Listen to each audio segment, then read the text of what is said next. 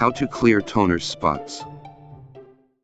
Turn on the laser printer and press the I button to print the printer information report. Check the Wi-Fi information on the report. Connect your phone to the printer's Wi-Fi.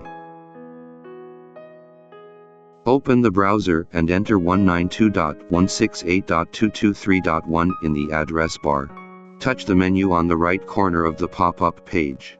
Choose System, Service successively, and you will be asked to log in. The username is admin and the password is the PIN on the information report. Log in. You can see fuser cleaning mode and cartridge cleaning mode. Use fuser cleaning mode first and follow the guidance to operate. Paper will be sucked in the process. Please wait patiently. A piece of paper will be printed out after cleaning. The paper in the video is clean.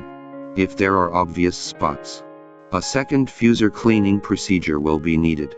After that, you can continue cleaning with the cartridge cleaning mode. No paper will be printed out under this mode. After finishing the above two modes, print a document to see if spots exist.